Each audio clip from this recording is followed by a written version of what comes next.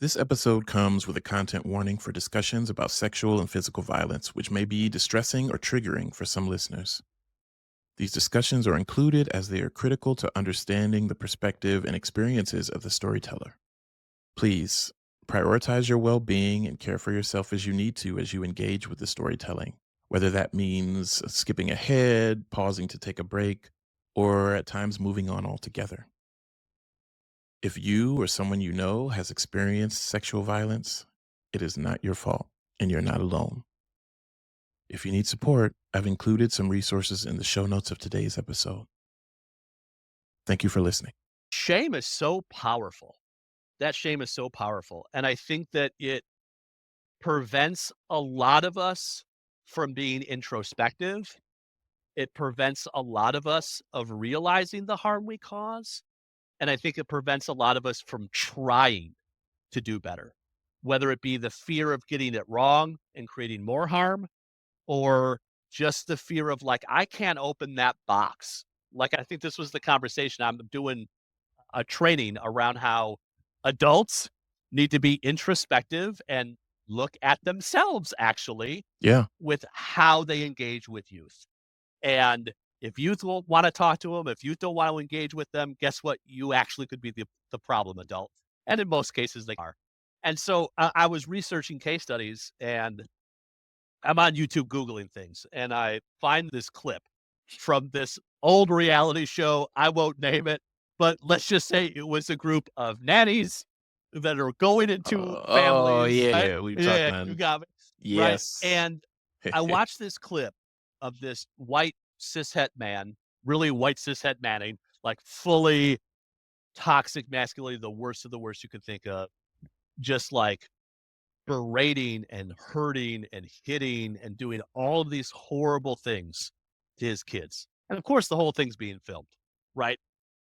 And at the end of them showing us these video clips, the nanny sits down with the dad who is doing this and plays it back, is showing this person the clip.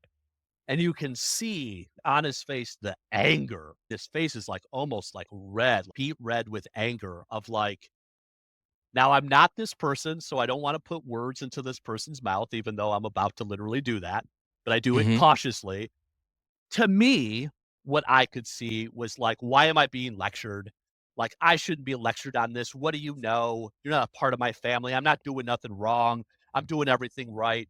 And sure enough, the way that the nanny phrases the question to him is, I forget how she said it, but it was essentially like, if this was a person, would you be proud of their actions? And I love that question. How beautifully articulated, right? Because it's removing himself from that environment, right? It's if it's a person you knew, right? So trying to break that wall, break that barrier. It's not you. So try to disassociate for a second. If this was someone else doing this, would you be proud of them? And Yeah. all the anger and the red was just like, "That's the way I was raised. I'm not doing anything wrong. Like, my dad did that to me, blah, blah, blah, blah, blah." And the nanny just keeps repeating the question very calmly. "I'm not talking about you. If this was a person you knew, would you be proud of them?" Say, I didn't do nothing wrong. That's the way I was raised." If this was a person you knew, would you be proud of them? And there was just this moment where the color just completely drained out of his face and almost went in the exact opposite direction. It just became so pale and so sullen. And he just put his head down and he said, almost as a whisper, "No, I wouldn't be proud of this person." And that clip, even though it was so recent, like I just watched that a few Yeah. weeks ago, is the power to me. We are so socialized to do these horrible, violent things. It's what we knew, it's what we grew up in, it's what we replicate, it's what we know, it's normalized that in order to admit, right, that it's wrong, we have to admit decades of wrong. We have to admit decades of action, of hurt, of harm that we have caused, right? In Hmm. order for that person to admit that he would not be proud, he'd have to open a box to, I don't know how old he was, we'll just say 50, right? To potentially 50 years of doing harm. And that shame is so powerful. That shame convinces us to keep the box closed, to say, nope, that's the way I was raised. I didn't do anything wrong. Nope, I can't look at it. And I can't look at it, maybe not necessarily because, like, at my core, I'm a horrible, awful, evil person, right? Like, I think, matter of fact, I would think quite the opposite, that almost all of us at our core are good, loving, awesome people. But we've been surrounded, we've been normalized, we've been socialized to engage with people in these specific ways, and our environments matter, right? My environment mattered to me. I replicated that harm. And in order for me to say, yeah, that's wrong, I have to look at all of the shameful ways in which I engaged. And I just think that shame prevents us from moving forward, from Hmm. being honest with ourselves, from being critical, from trying to be better. And I think that's a lot of what I deal with and balance with in my story. Yeah. Immense harm happened to me, and I turned around and I did immense harm back to people who didn't deserve it. And it took me a long time to open that box of shame and say, yeah, it was wrong and I did it, but I need to say that so I can learn, I can grow, and I can move forward. And I think opening that box was the most helpful thing I could have done on my social justice origin story. This is Social Justice Origin Stories. I'm your host, Rolando Tompkins Jones. Social Justice Origin Stories is a storytelling project that highlights personal stories and defining moments that have inspired individuals and organizations to labor for equity and social justice. Through truth telling, the honest sharing of their experiences, storytellers teach us about themselves, enabling us to learn about ourselves and our world through their stories. By reconnecting with pivotal moments of activation in their lives, they invite us to do the same. At Social Justice Origin Stories, we believe that there's power in storytelling and lived experience is experience. There's room enough for all of us to do this work. There are many ways to contribute, and our contributions don't need to be the same.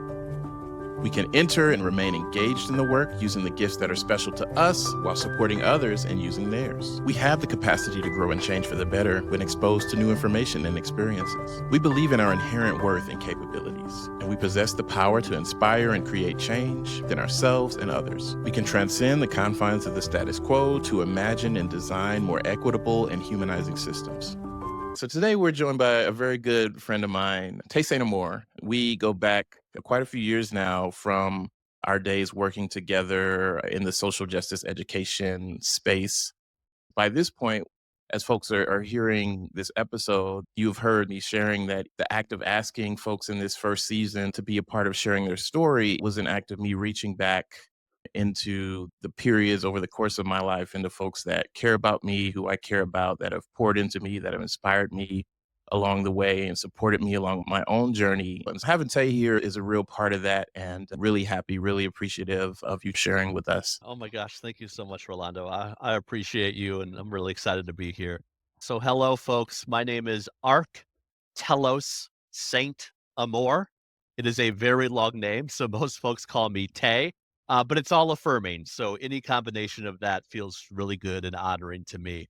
My mandatory pronouns are they, them, there, and I'm a person with lived and living experience in a lot of different areas. I'm Mexican indigenous. So specifically, I'm Coatecan. My tribal nation is down in southern Texas. My ancestry dates all the way back to the Aztec folks. So it's a pretty cool lineage that I'm really proud of. I'm queer. I'm trans. I'm two spirit. I'm also neurodivergent. I'm a victim survivor of both abuse, physical abuse, and sexual abuse. I always try to be, I use this language of being in right relations. So I struggle with substance use and try to be in right relations with how that plays out in the moment and trying to evaluate how I want to engage with that in a healthy way for me. And within that sphere, I would call myself a harm reductionist as well. And in the field, we call it PWUD. So a person who uses drugs, who tries to be in that right relations with really monitoring those substances that I know I have a problematic relationship with, honoring the areas in which harm reduction is good and may help me in other areas.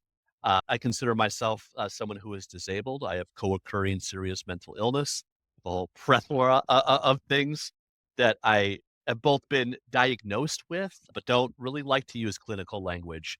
I think Mhm. diagnoses, one can be a huge barrier to folks receiving those, and it can be a barrier to care.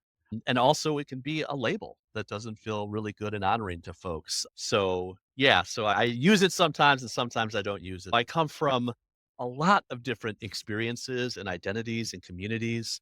I was houseless for a long time. I have experience within the justice system, formerly gang involved. Yeah, so there's a lot that I hope that I'll be able to pull from today when I talk a little bit about all of those things in a little bit more detail, because they all have definitely added to my social justice origin story. So thank you for having me, Rolando. A quote that I've been using is from Corey Bush, and it says, "Many of us do not choose to become activists. Instead, we are activated." Many of us do not choose to become activists. Instead, we are activated. What are some of the things that have activated you when it comes to reflecting on your own social justice origin stories? Mm, I love that quote. Yeah, that's a great question. I will say this, one of my earliest memories that I have, and I don't have a lot, I think probably for intentional and unintentional reasons, is that I wanted to choose. So if it was up to me, what I would get to choose was to be a ballerina. I really wanted to be a ballerina. And I think what activated me was not being able to, and actually Mm, having that idea both literally and metaphorically beaten out of me. Growing up as a trans kid, I always knew that the physical body that I was in just never felt quite right. But I also never realized at the time it was necessarily a big deal. I just knew that I wanted to be a ballerina, specifically because I love to dance, and I really wanted to wear the pink dress. I just loved the mhm. color pink, and that frilly tutu was just something I Yeah. was so obsessed with as a kid, and I always wanted to do it. And I remember, and which is funny for folks who don't know, Rolando and I probably grew up within, like, literal miles, if not blocks from Right. each other. That's right. So we go back. We go back a long time. Um, but I don't know how it was for you, Rolando, and I don't quite remember the name of it, but in my elementary school in Detroit, it was a very underserved, underrepresented school. So a lot of families and folks coming from pretty extreme poverty. That's definitely the background I came from. And so we had a school program that would come in and free of charge. They would give the kids all these different options. And one of them was actually to become a ballerina, was to go to dance school and to learn a little bit about that and about ballet. And I was so excited. I was allowed to sign up for it. And I remember doing it and just being so joyful and just, I don't know, as a kid, and I don't remember how old I was, maybe 5, 6 in that range, but just feeling like I had finally found something for me that made me feel seen and affirmed and celebrated and, oh, like I have found joy. And even Yeah. from birth, I didn't have a whole lot of joy in my life, and we can get to that maybe a little bit later, but wanted to start off with choosing to be a ballerina, and so it just felt so good, and then one of the first really memories I have is disclosing that to the people who were in my care, of just being like, "Oh, it's fantastic, like, I love doing this so much because I love wearing the dress, and I love the color pink, and I love the tutu," and I remember that is the exact moment when that joy stopped. Mm, And when I disclosed the reason why I really particularly loved doing ballet. And at the time, my sex assigned at birth was male. And so I think that the people who I was in the care of had this very sense of the gender binary, whether they were socialized to that or that was their upbringing, whatever it was, but it did not go over well. And mhm. so I was removed from the program. I was forced actually into Little League, which I really hated. Still to this day, I'm not a big sports ball fan. I'm just not too into it. But it just felt, I mean, it felt like an intentional And then it was. I feel confident enough to say that it was intentional. It felt intentional diminishing of who I was. It felt like an intentional act to take joy away from me and to force me to become something or someone who I wasn't, and I'm still not. And so when we talk about this activation and choosing in that quote is just so beautiful, right? Because I think when I was a kid, I wanted to be that ballerina. That's what I would have chosen. And it was, again, beaten both literally and figuratively out of me. And I think that's what activated me on my social justice journey to start to piece together those ideas of I have innocence. I know this feels right. And a lot of things don't feel right to me right now, but this feels right. And yay, I get to do it and have joy. And that intentional destruction of that intentional taking away, lacking that consent, that agency. And I do youth advocacy in my day-to-day profession. And so we talk a lot about that, how youth have so much of their agency and consent taken away from them. And just to have that so removed and removed not for any sort of like good reason that I just didn't understand, or a good reason that, it wasn't explained to me, or the why was there, but it wasn't articulated. It was removed intentionally to force me to act more like a boy and to be Mm. more like a boy. And that was just and it did not play well. The rest of that story is that so sure enough, I think everyone could know this was a bad idea from the start. So I'm in the outfield picking flowers, just like being myself as much Being as I yourself. can. Yeah, Yeah. and so that's not going well, so they removed me from active play, and towards the end, the very last thing that I was relegated to was playing catch in the parking lot with the coach's daughter, who was, I think, either the same age as me at the time or possibly even younger, Mm. and that kinda continued until the coach's daughter threw a ball, it hit me right in the face, did not Oh, catch it wow. or Wow. yeah, and so, I mean, it was a blessing in disguise because then I did not have to do that anymore, but it was just such a prime example of the insidiousness and the pervasiveness of the gender binary from start to finish, right? If I was sex assigned at birth male, wanted to be a ballerina. As soon as that was discovered, forcefully put into something that, historically has been for boys or for men as sports. And then being so bad at that, right? That I'm regulated to the parking lot, quote unquote, with a girl, right? Mm. Quote unquote, so not a boy, so get out of my periphery that I'm just gonna dismiss you and you play catch in a parking lot with my daughter. And this is all coming from the coach who I barely remember, but cisgender man, also very stuck in the gender binary. Mhm. And it was just really, again, the first example of not only how, through no fault of one's own, someone else can take away your agency without your consent, through Yeah. no fault of your own, can destroy your joy when it's not affecting anyone. But me wanting to be a ballerina and wear a pink dress Yeah. wasn't hurting anyone. And it was the first activation, it was the first view that someone would want to destroy that for absolutely no reason. Didn't affect them at all. It's just so insidious with the gender binary. And so that was really my first foray into social justice, knowing that, oh, I'm different. And even though my difference to me doesn't feel different, it's just who I am. To others, it's bad and bad for no reason. I'm not harming anyone. And others will want to take that away from me. If I Mhm. actively continue to be myself, harm will be done to me. I will literally be beaten and shoved into a little league outfit and all of these different things. And it was such an eye opener in such a horrible way. And I think that's maybe the first story that I have with what I would have chosen, but what really activated me. But I think broadly, to pull out a little bit and take a macro view of it, I think the two things that have shaped me above anything else Mhm.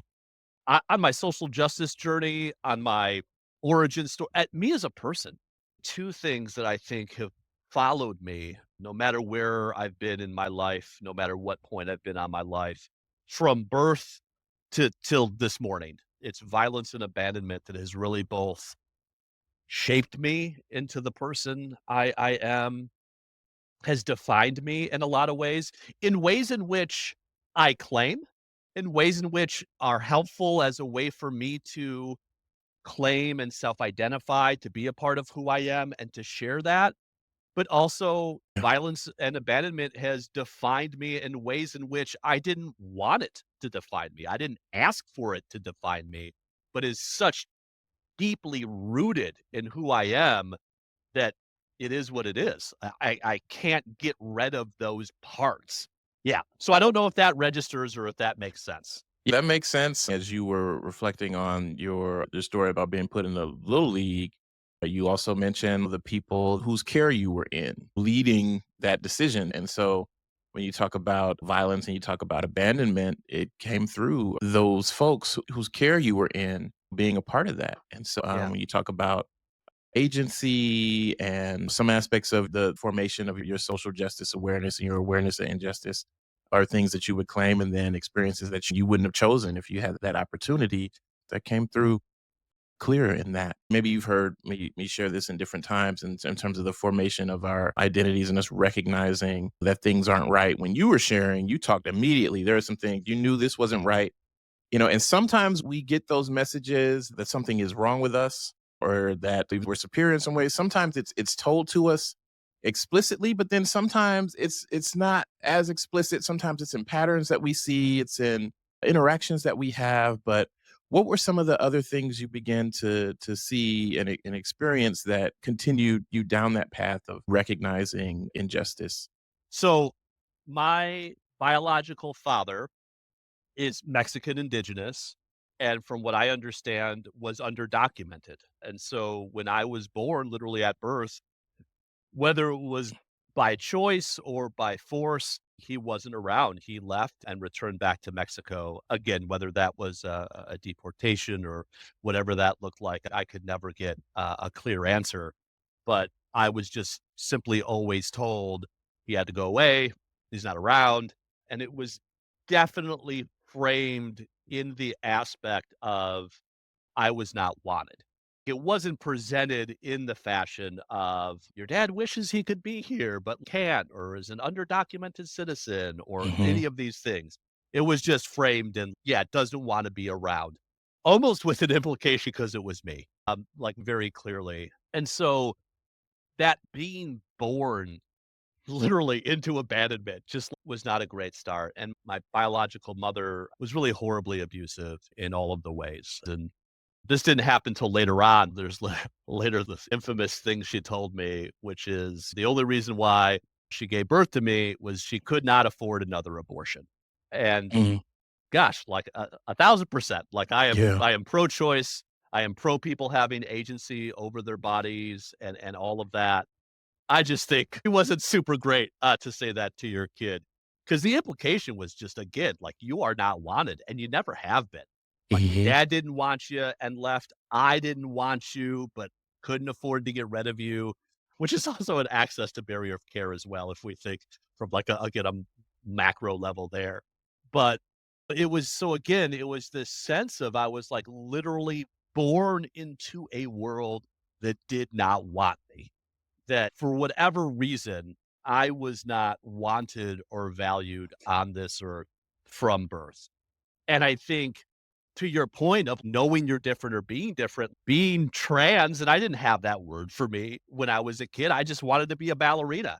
Yeah. Being queer, I didn't have that word for me at the time. I just knew necessarily see gender and sexuality and all the different ways that were being socialized around me.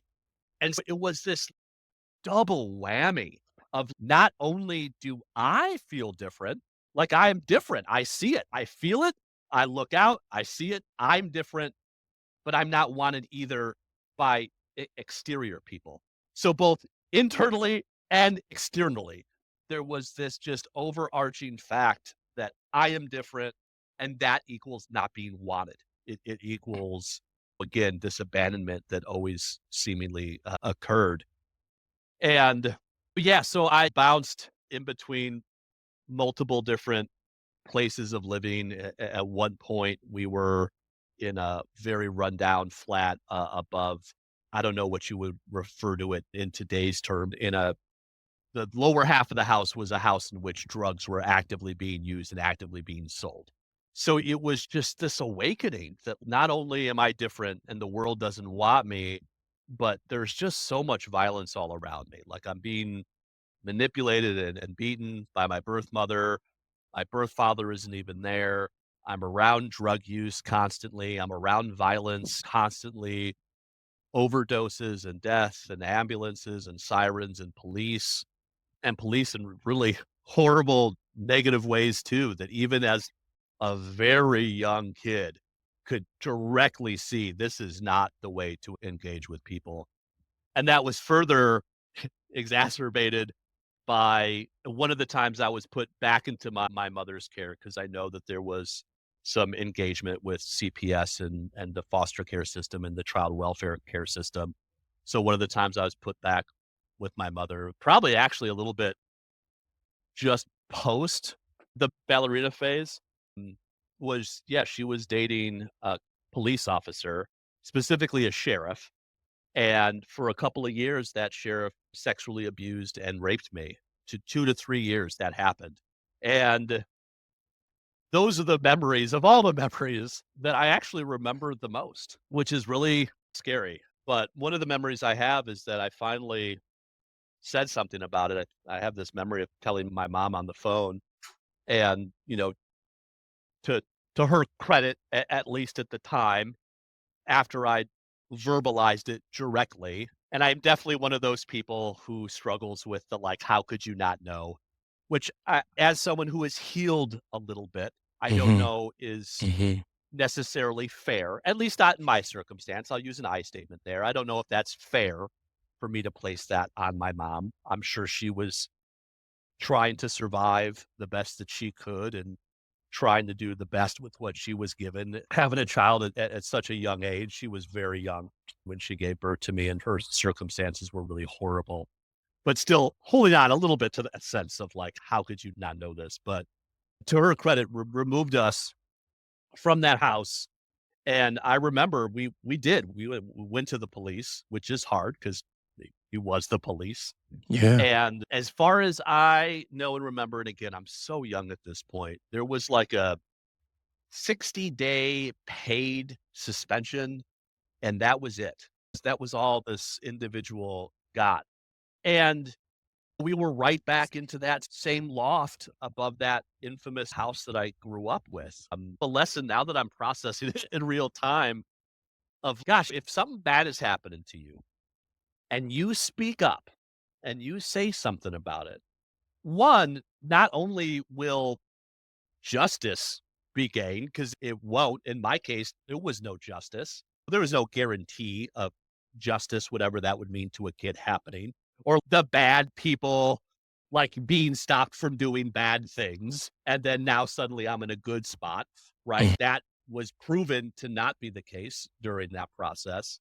And also the trade-offs. We went right back to not having food, to being essentially houseless, to being really unstable, and it was this lesson in essentially rape culture and a heteronormative society and the authoritative police state society, that the speak up as a victim survivor actually meant you could be worse off. Mhm. And I think about that all the time. If I would have kept my mouth shut, like, I would have had stable housing, I would have had food. And so it was just this, again, all of these lessons and like the trade-offs for being yourself, the trade-offs for speaking up, the trade-offs for having violence and trauma and abandonment done to you and then saying something about it. It was just this like this harsh lesson earlier on of just immediately learning, like, nope, our society does not treat you folks well. Like, these Yeah. people are, they can do what they want, and heaven forbid you say something about it.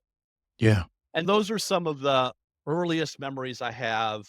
We talk about some of these people who I was in their care of. Those were my parents. Those were my caregivers. Those were Yeah. the people who, quote unquote, loved me, were the Yeah. people who left, were the people who stayed but hurt me, were the people who stayed and placed me into people who did extreme violence and harm, the worst of the worst you could imagine.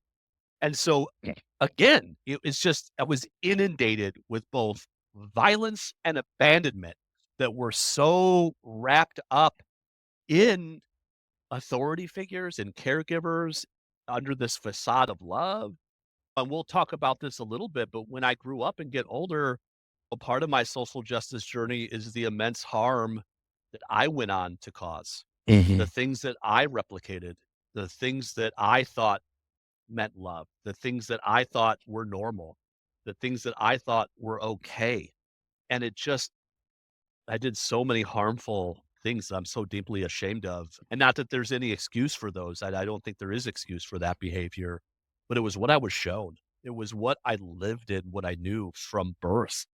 And I just think having those things really helped shape not only who I was, but again, I wouldn't have called it social justice as a kid, Mhm. but knowing that difference Yeah. of I don't deserve this. I was probably convinced that I did. Let's be honest. I was convinced that I did deserve it, but eventually healing through that process, having that knowledge now of here's a child doing no harm that didn't deserve this, that receives immense harm and violence just for being who they are. Mhm. And when they try to do the right thing and speak up, they're immediately shut down and actually have things that are even worse off.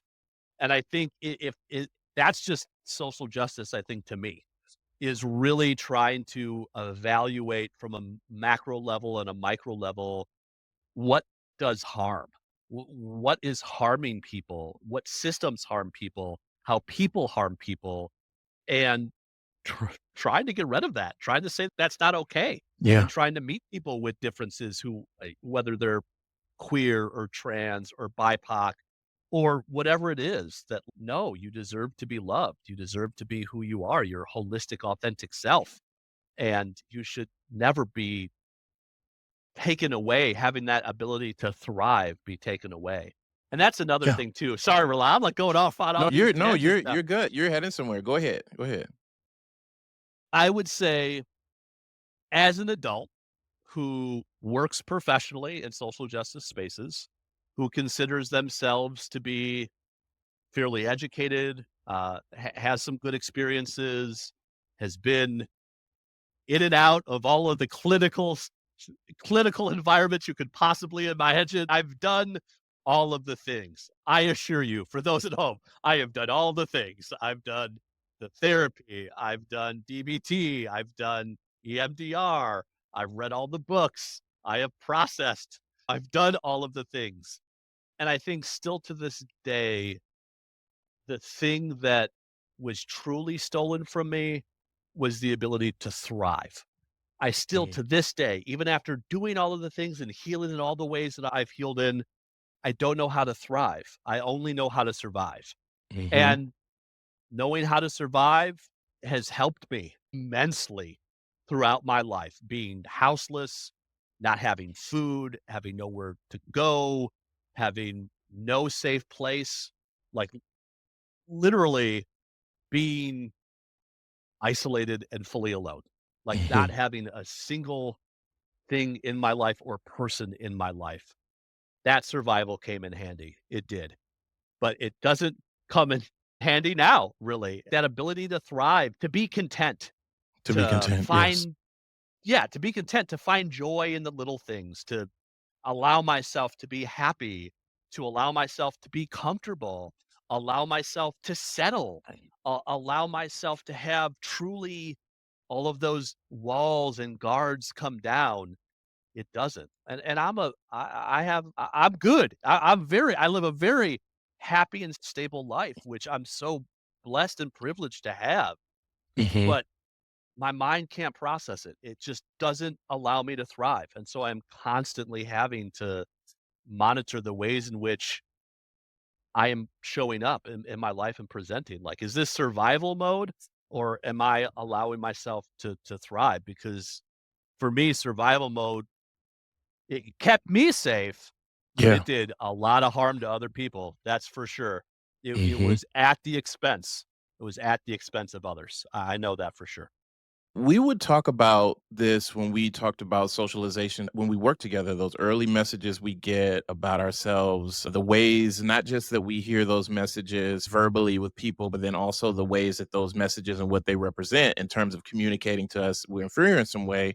How we see those things reinforced by the systems that are said that we're all supposed to be able to participate in, and the guardrails that are supposed to keep people safe. And so just listening and sharing your story about all the things you experience, and even who are you going to call when the people that are said we're supposed to call for help are the source of the problem. And so, in multiple ways, Yeah. that social contract being broken. And so, we talk about those messages and the ways they're reinforced and the experiences. It communicates things to us that impact how we see ourselves, but it also results in some things. How have those early experiences influenced how you show up today in your own social justice work and the things that drive you and motivate you when you're engaging with other people around really disrupting and breaking up inequity?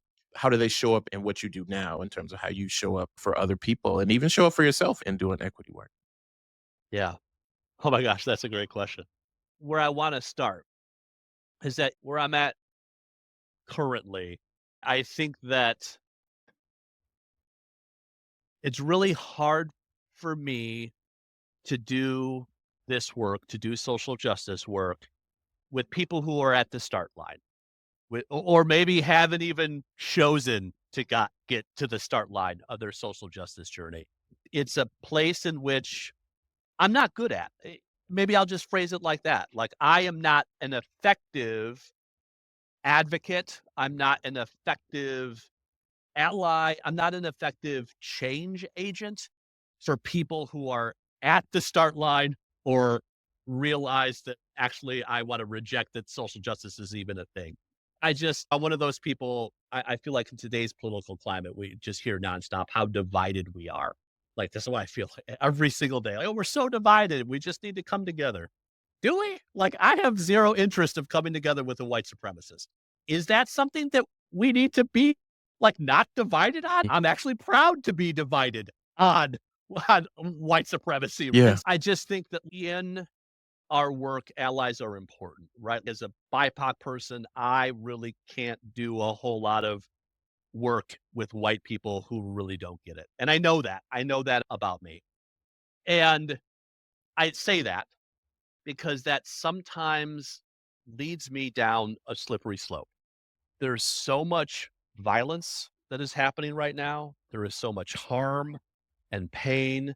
We're over 500 anti-queer and trans bills throughout the US right now. Those Yeah. bills are passing, they're being enforced. It's active eugenics. I'm going to call it a spade. It's literally active state-sponsored eugenics that is happening right now. We are literally telling our queer and trans kids that they shouldn't exist, and Mhm. the fact that they are is a problem, and they should die. And that's really what is happening right now. And that fills me with so much anger, but also so much helplessness that I don't know what to do with all of that. And so I think the way that comes out in my day to day lived reality is sometimes I'm dismissive. Sometimes I throw people away. Sometimes there's a very real light switch with me. And when we're on, and the moment you do something, that light switch is off and you're done. And I just, I say that because I recognize that as not being healthy. And to come back full circle to your question, I am able to navigate those differences I have with people, which sounds horrible, but I'm going to own it, with the more harm that I do. When I realize that I'm not that far away from some of those people. Some of Mm, these people that I would light switch and turn off and throw away and disregard and be like, nope, I'm good. The world would literally be better off without you in it. It just takes me saying that out loud to be like, hey, guess what, Tay? That's how you were born and raised. People telling you that and socializing you to literally that same exact sentiment. The I world would be see. better off without you in it. Yeah. Or I do a mistake that's pretty close to what I would throw away people for and be like, Mhm. "Oh, wait, I thought there was like a clear precipice between doing this thing that I despise and me never doing it, and I just got real close to doing it." Or matter of fact, I did the thing.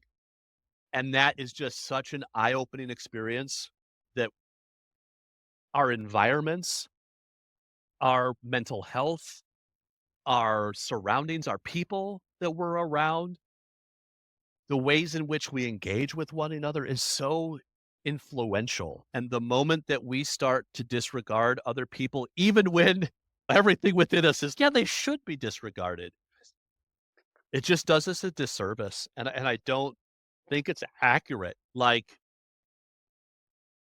when I was growing up and I had all of this socialization, I did not have people who loved me. I did not have friends or family. I did maybe in quotation marks, but those people didn't love me for who I was. Those people didn't affirm me. They met me with violence and abandonment and disappointment every chance they got. But who didn't was my local gang. And it was these people who were out doing immense harm to other people who accepted me exactly who I was. I found community in absolutely the wrong people. And it was another lesson too. Yeah. And like I should find like this thing that I'm doing is so bad and awful. And the things that these people are doing is so bad and awful. But it's a trade-off because they're also the only ones who say that I'm welcome. The only ones that ask me to do things, invite me to do things, want me there, make me feel seen, Yeah. make me feel like I'm a friend or a family member or a loved one. It was community. Was it community doing good? Absolutely not. It was community doing harm, but it was community.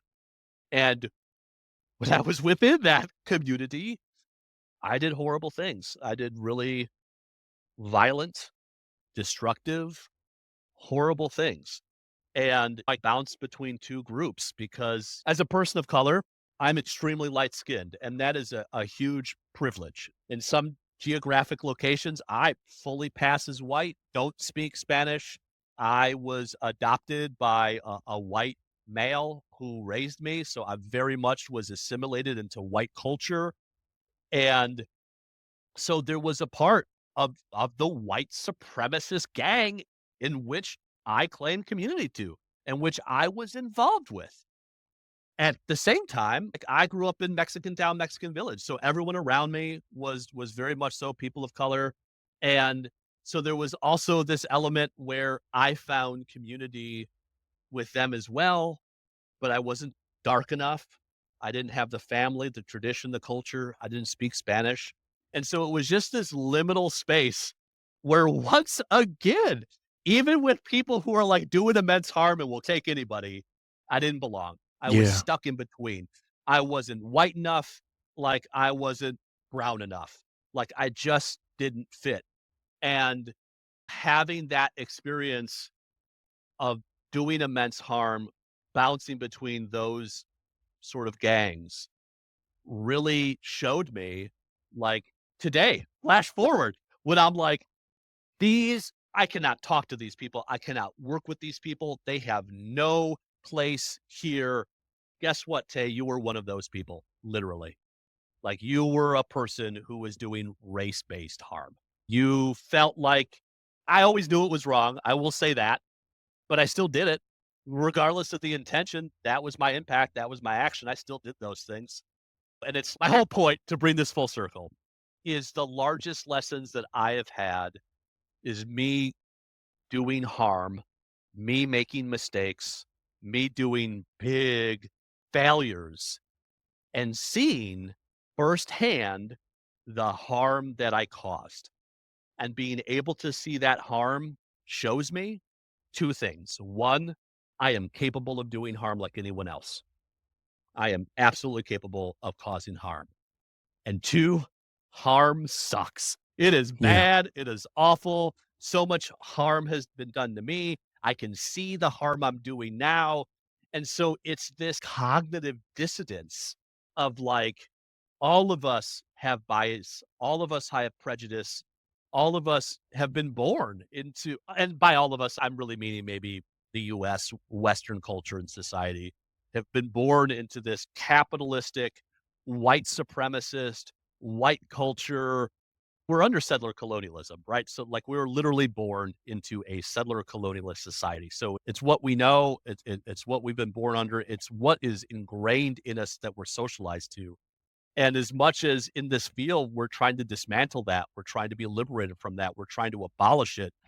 It's still our environment. So, all of us have those elements of bias and prejudice and do harm and are capable of harm. And it's just all to say, when I'm in those moments where I'm throwing people away in my head, I just remind myself that guess what? I would have thrown myself away more, 100 times over. I Hmm. would have been a person who I would have thrown away. And I've done immense harm. And it took me doing, and this is not something I'm proud of. I'm deeply ashamed of this. I'm deeply ashamed of it, but I'm going to say it.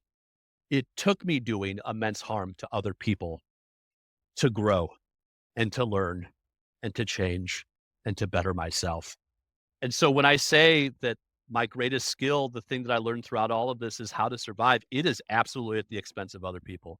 Mm. Like I stand on both the people who have intentionally helped me, and I also stand on the people who I hurt very severely and unintentionally has caused me to change and grow. And so that's really what I think about when I think of systems of oppression, when I think of internalized oppression, when I think of macro and microaggressions, when I think of bias, when I think of all of these things, I think of both how I was socialized to it and gave into it and did the harm, but then I also think about how it propelled me to change and grow and to learn because now I can directly see that I could be that person. And Yeah. there's nothing like that, I think, that can really get to the heart of it, right? When I think of a prime example is one of the biggest things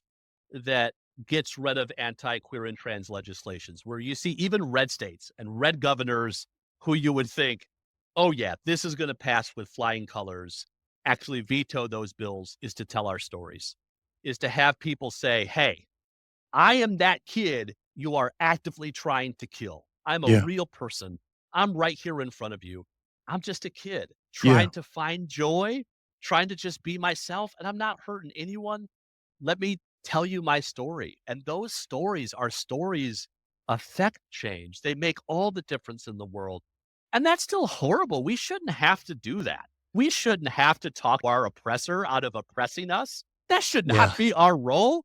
But those Yeah. stories is what changes, and I think that's what changed me was not only being oppressed, but being the oppressor as well, and seeing the cognitive dissonance between those 2 things and saying, "Wow, I actually never want violence again in my life.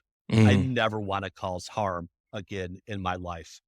And it can be really hard sometimes to be in a position of power, to be in a position of privilege.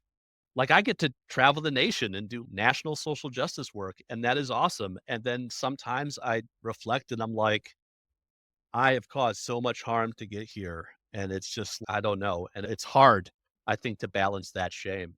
I think we talked about this in some of our previous conversations, but that shame is so powerful. That shame is so powerful, and I think that it prevents a lot of us from being introspective. It prevents a lot of us of realizing the harm we cause, and I think it prevents a lot of us from trying to do better, whether it be the fear of getting it wrong and creating more harm, or just the fear of like, I can't open that box. Like, I think this was the conversation. I'm doing a training around how adults need to be introspective and look at themselves actually Yeah. with how they engage with youth. And if youth won't want to talk to them, if youth don't want to engage with them, guess what? You actually could be the problem adult. And in most cases, they are. And so I was researching case studies and I'm on YouTube Googling things and I find this clip from this old reality show. I won't name it, but let's just say it was a group of nannies that are going into Oh, families. Right? yeah, we've talked Yeah, you about got me.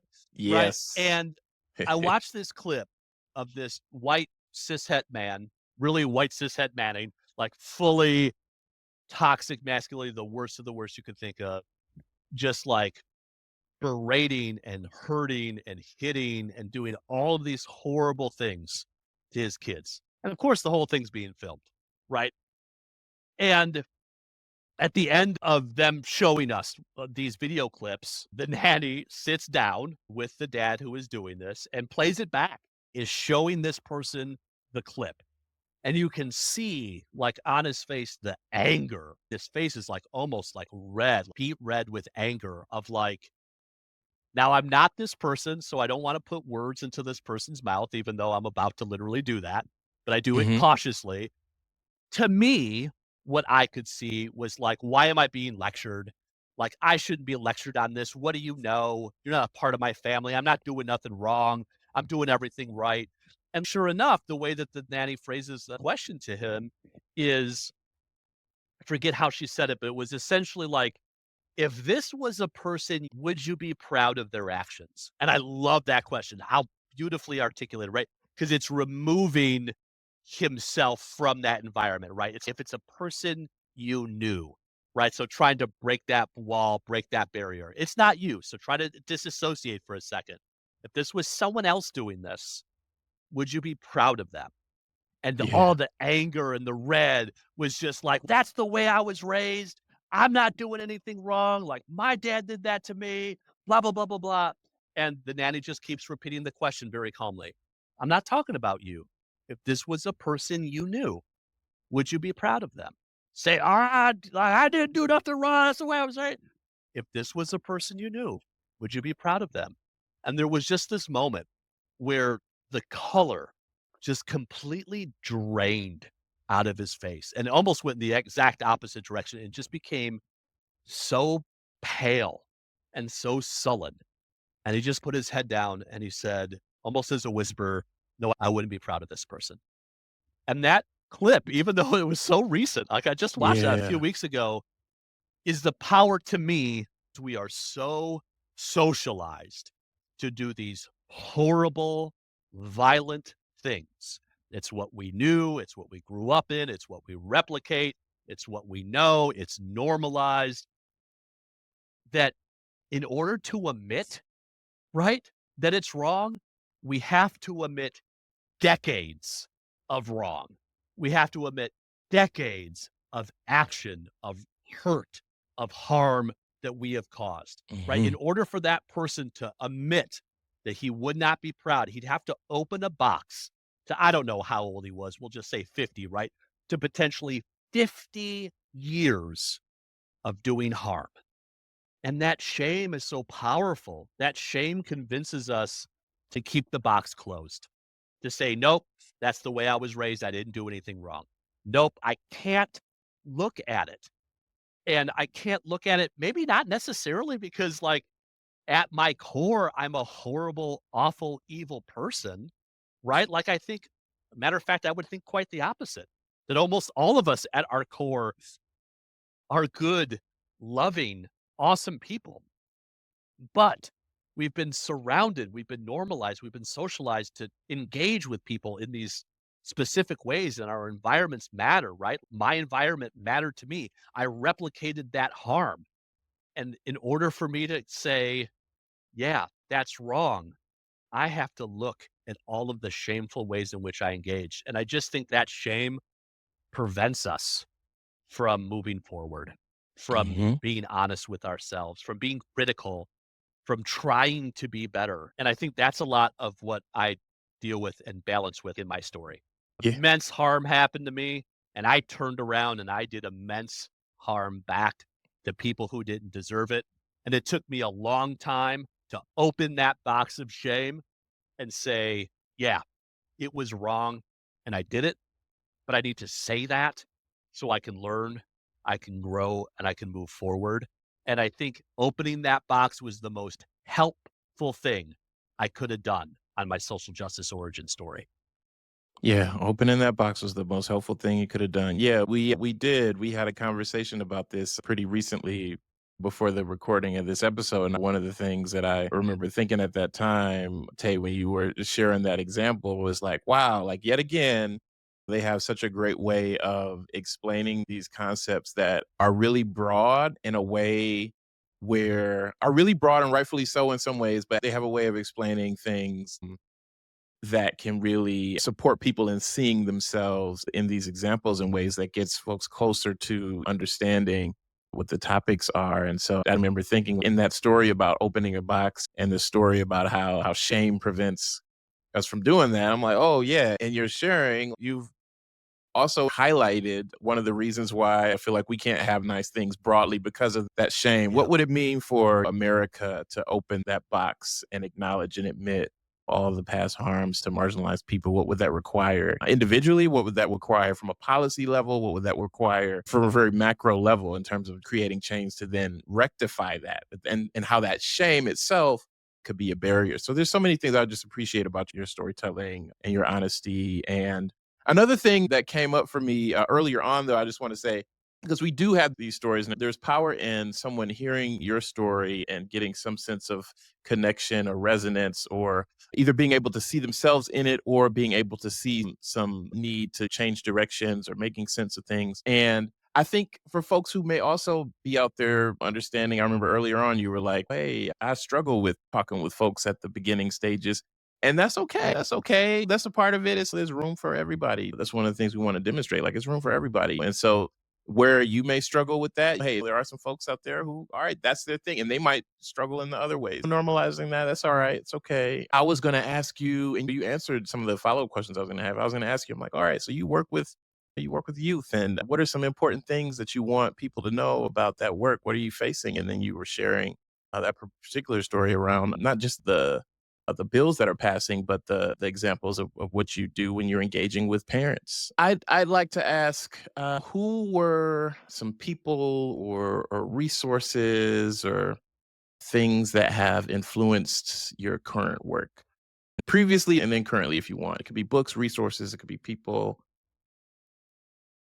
Yeah. No, that's great. Before I do that, real fast, I love this box analogy now, and especially Yeah, how yeah. you Let's took it let's like, do it. Let's go. what would it take for America to open the box? Let's go. You know what? Justice delayed is justice denied. I know that. And so I wish things could move way faster and be instantaneous, but it is a slow grind. And I think anyone who does system change work and even abolition work knows that it is a slow grind. And I just think, gosh, America is so far from opening that box.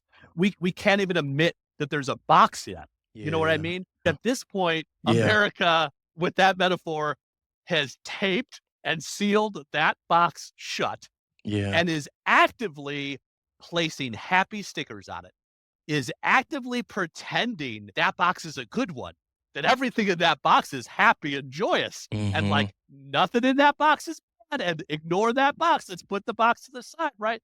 This Mhm. like active, it is active and intentional erasure of our true and accurate history of our genocide, right? Our Yeah. genocide of so many different cultures and people, and how that is still active today. We're still doing that. And so I wanted to just point out, I loved that analogy of the box. And I hope one day we can at least acknowledge that there's a box, Yeah. and then start to slowly peel that tape away. But yeah, okay, people, things, resources that I think have helped guide me and inspire me throughout my journey.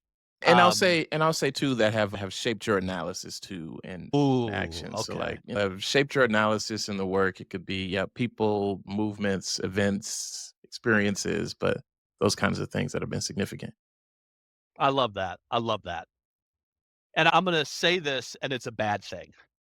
I can remember a lot more of the people who have shaped my analysis and view of the world, because a lot of those were in negative ways, I can the positive people, that I can the people who showed up at the right time, the right place, who showed up and helped me, who guided me, who were affirming.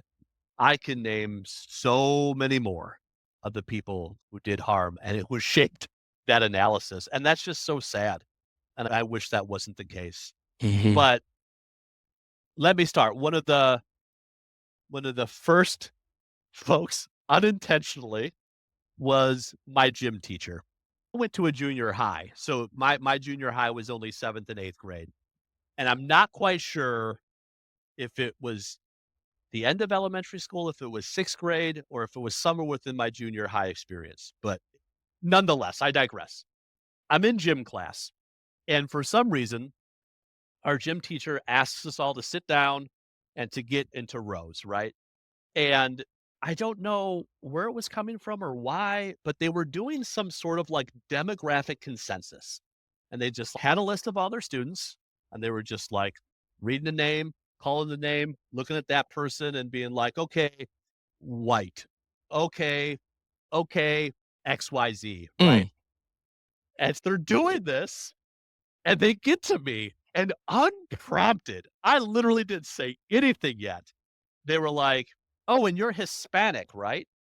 And I was like, "No, I'm white." And they're like, "No, you're Hispanic." I was like, "No, I'm white." And keep in mind, like I was removed forcefully Yeah. from my history, my ancestry, my tradition, Yeah. my heritage. I was with a white family. It's all I knew. It's all I grew up in. To me, I was white. I had no idea. And this was literally the first time that I find out I was a person of color, that I was Hispanic. I later to find out Mexican indigenous, and that's a whole another journey, right? But yeah, my gym teacher's no, adamant. No, you're Hispanic. Go home and ask your mom. It's like the exact quote. Go home and no, you are Hispanic. Go home and ask your mom. And it was so funny because like obviously, that was not done in a trauma-informed or good way, and is not Yeah. a way to treat youth, Yeah.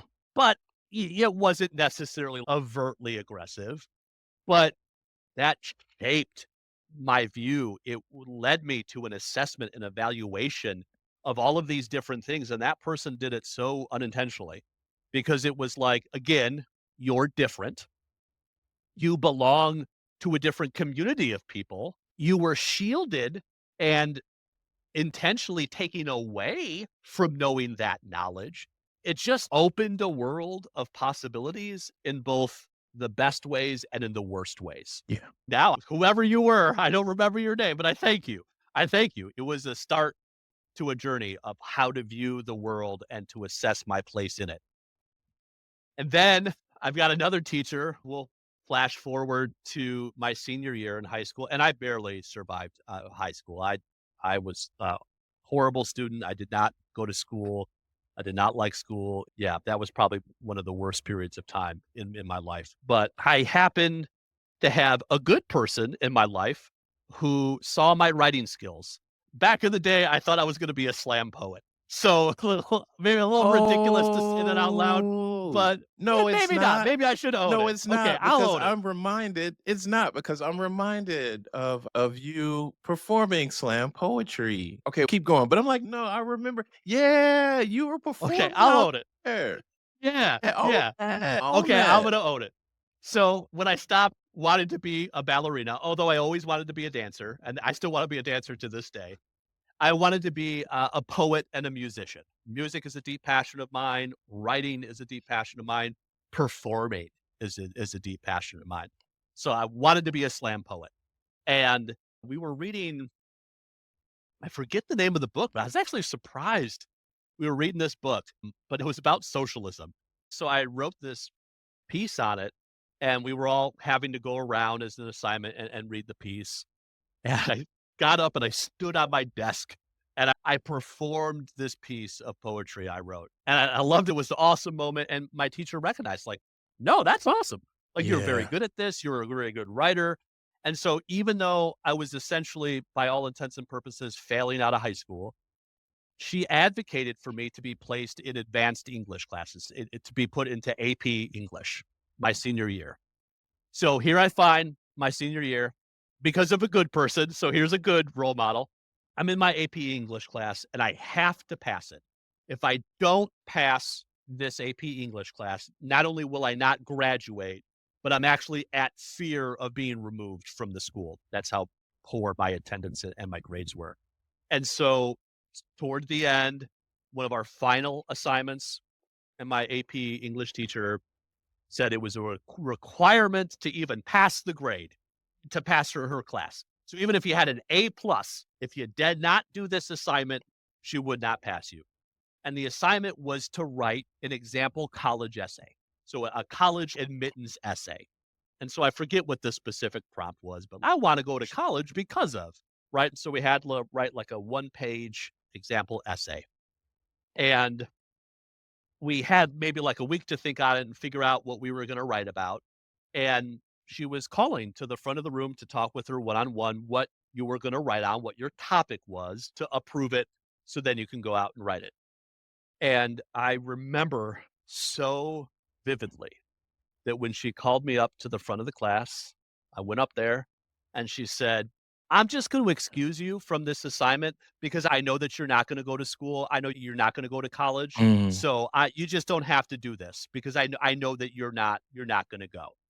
And it wasn't like I had told her previously, I'm not interested. I'm going to take some time off or I'm going to work for a little bit before. No, it was a distinct in your face. You are not smart enough to go. You are not worthy enough to go. One of those quote unquote people Yep. who just will spend their life on the street and be worthless. And it was just so heartbreaking. I'm using very strong language and talking about some very strong contents here, but that was probably the most harmful thing that ever happened to me. And it was just words. Hmm. It was a 1 minute, possibly even 30-second talk from another authority in my life Yep. who was supposed to care about me, who was supposed to guide me, who was supposed to literally teach me, who just looked right at me and said, nope, you are worthless. You don't deserve anything. You will amount to anything. So much so, you don't even have to do this assignment. And the worst part about it to me, and I don't know really why, was that she passed me. Like I wasn't even worthy enough to fail the class, right? Like I Mm. wasn't even special enough to have that extra thought of, nope, I'm not going to give them credit. I was so worthless. She just passed me, Hmm. even though she excused me from that assignment. And so that was another person who deeply shaped my view of the world and my part in it and my social justice journey. But okay, positive people though. And I don't want to make it awkward, but Rolando, I'm gonna put a spot on you. You honestly, I think were one of, if not literally the first person who I truly looked up to, still look up to, who I admire, still admire, My friend. and showed me in all of the good ways, right? I've just spent an hour and a half talking to you about the things that people showed me that I learned from in all the awful ways. You were one of the first people to show me how to do things in a good way, in a way that made me feel seen and celebrated and affirmed. And yeah, oh gosh, I'm gonna get emotional. Like I'm serious, Rolando. Like Me too. And you, it's my honor. Yeah. yeah, you really did shape me. I think to me, and maybe I don't know if you would identify as this, Oh, but no, go for it. Yeah, yeah. this is how I experience you. You have a way of making people feel seen, of making people feel drawn in and connected as if they're the only people in the room, as if even if they're a stranger, you know them in a good way, right? You know them in like an Hmm. affirming, I see you, you're worthy, you're in this space with me, you're all that matters. We're gonna hold this space together, and I got you. I feel so safe. And what's amazing about it is that the environments that we were in together weren't safe, right? We were doing social justice work. So Yeah. we were in environments where we were actively talking about harm that was being done, Yeah. harm that systems do, trying to change culture and society and all of these different things. But yet still, you're able to do that with people that like guide them so gently on their social justice journey. Like you inspire me to be the best version of myself. And I've just had never fully had that before I met you in one singular person. Like I've had that a bit in other people who had alternative motives. And I think Right. you're the first person who I still to this day admire and love and uplift. And gosh, we've gone like probably a year plus since we really talked. And like we That's just right. got right back into it. That's right. And it's just, That's right. and the work that you do is just so brilliant. And so like I'm saying this is a very like almost non-social justice, right? Like almost it's just how you engage with people. But the way in which you do social justice work, that is so important. That's so critical, right? We talk about the shame box. Yeah. You have helped me feel safe enough to open my shame box. You have helped me feel safe enough to try even at the risk of failure, right? Mm. Like my pendulum has swung almost too far in the opposite direction, right? I was a product of so much violence and then did so much violence that I'm almost at a detriment. I'm almost so perverse to violence that it's actually a detriment to myself and the work I do. And I Mhm. think you out is meeting people where they're at, helping guide them holistically and authentically for who they are, and helping them feel safe enough to try, even at the risk of getting it wrong, feeling safe enough to open that shame box and maybe just, hey, we're just going to take one piece out at a time, right? You can close it up if you need to, but you're amazing. You're amazing. RTJ, you're amazing. Yeah. And so you're one of my top people, if I not the top appreciate person. it. I appreciate that, and I'm so honored and humbled, and my goodness. And what you shared about having that experience of at times writing people off, throwing people away. Yeah. Hey, I've had different, but I've had experiences in which I've done that too. And even in your own sharing around just coming to the realization around the different ways you were perpetuating, just, hey, I've also realized that in different ways too. And again, yet again, it's, yeah, you got a way of is written in ways that are exclusionary in times intentionally, but this feeling of if we're not speaking to the people, if they can't pick up what we're putting out there and they can see themselves in it and do something with it, what are we doing? Or who are we talking to? Or who are we talking for? Like that sort of thing. And yeah, like even in your explaining that, I saw in some ways my own journey and those feelings of, hey, wanting to sometimes actually doing still writing people off. Or, nope, Yeah. I'm not there. But even in that, I still wanted to affirm it's all right to be at that place of, okay, doing the one-on-one and being at the intro part for folks, that's not where I'm at. And somebody else needs to hear that too, who might be feeling guilty for feeling that and say, yeah, we need you. We need folks who are listening. Like we need you all, like just the ways you are to enter and start doing this work or continue so you can grow. So no, I appreciate you sharing that. I appreciate you sharing that. That means a whole lot to me personally. And yeah, just more than so thank you so much. And but you're not done though. You're not done, right? Or were you not done?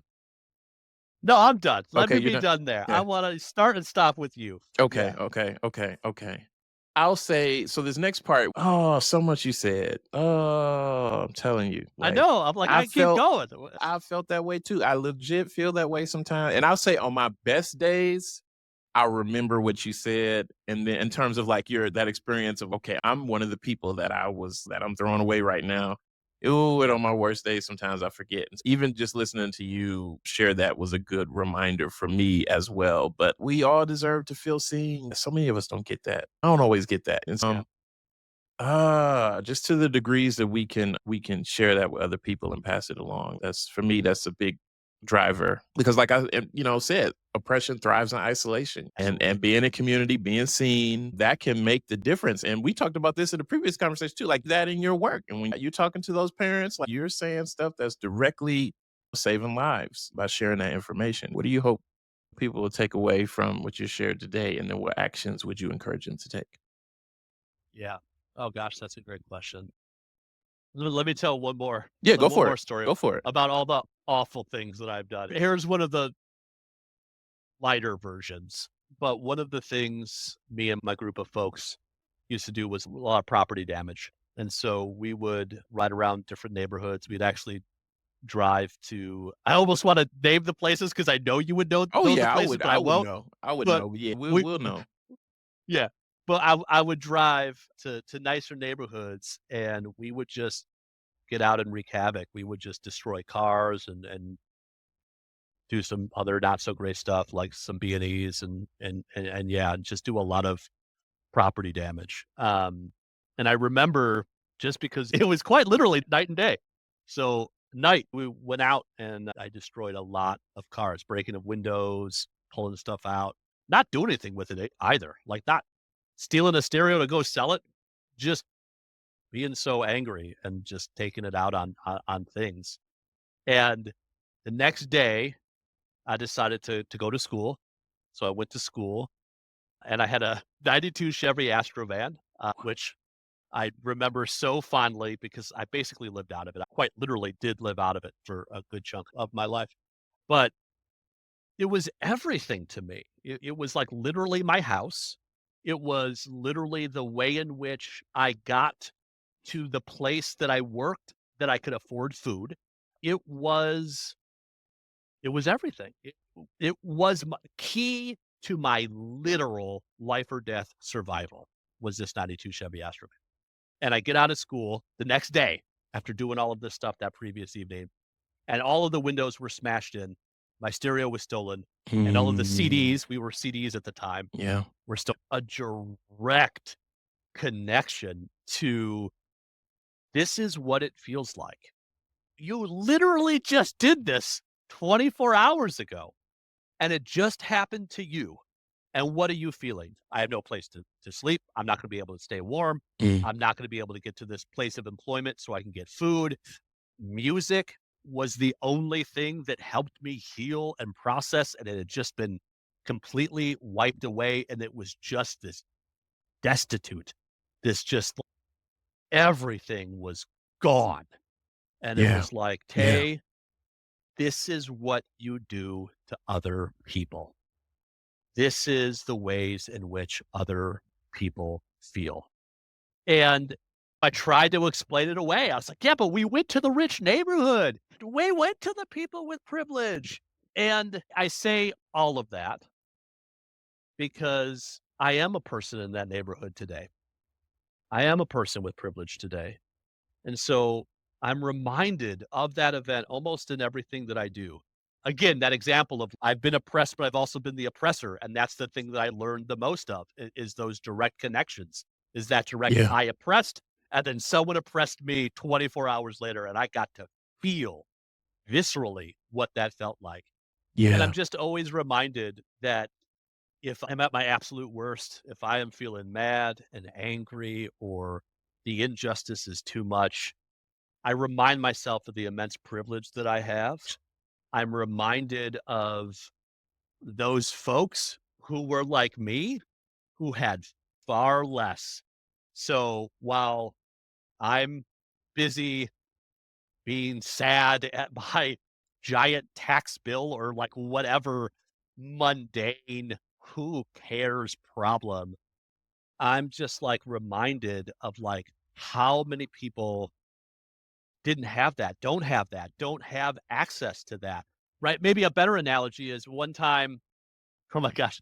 So I don't know if this was true the few blocks away in which you live, but our gas stations were rough. Like our gas Oh, stations were oh, rough. yeah, Lights let's not never forget about it. on, Yeah. flickering, pumps broken. Yep. And one of these gas stations had a flood, and the water got into whatever underground gas tank, and they didn't put anything on it. And so I go to pump gas and put it in my car, and I ain't got no money. Just probably when like $20 would have filled my whole tank. But Mhm. like it was like in order to get to work, I need $4 and I've got two and I'm searching for change. That's the level of where I was at. Yeah. And it ends up being water.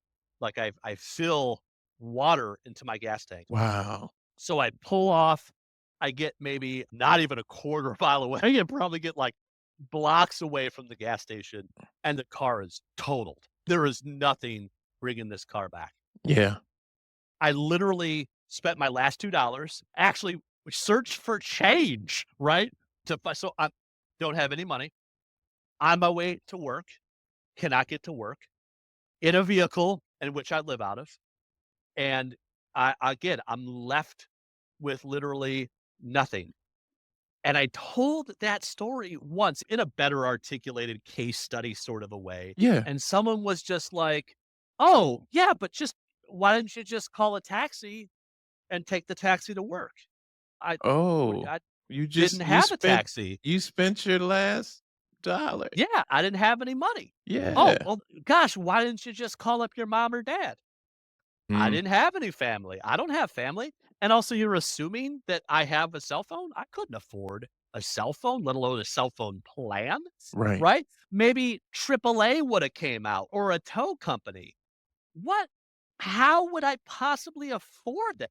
I can't pay for them to move the vehicle, let alone to a place Yeah. that is going to charge me thousands of dollars to fix the thing. Yeah.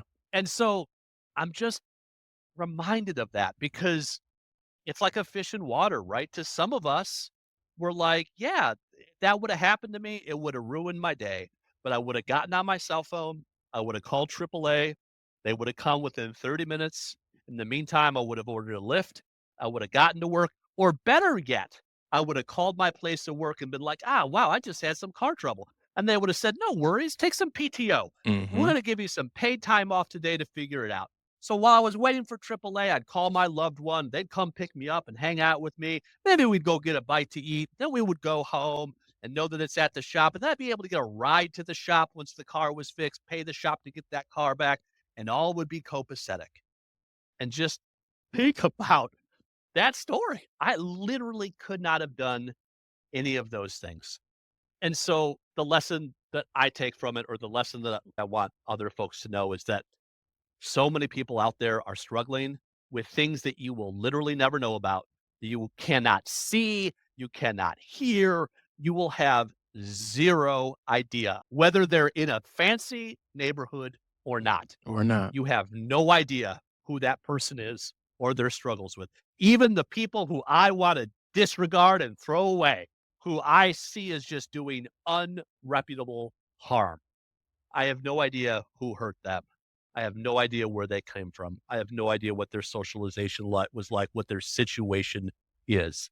And so I'm always reminded every time that I feel like a grave injustice has happened to me, the people that have it so much worse, the immense privilege that I have, right? Like I'm having some medical issues where doctors are not listening.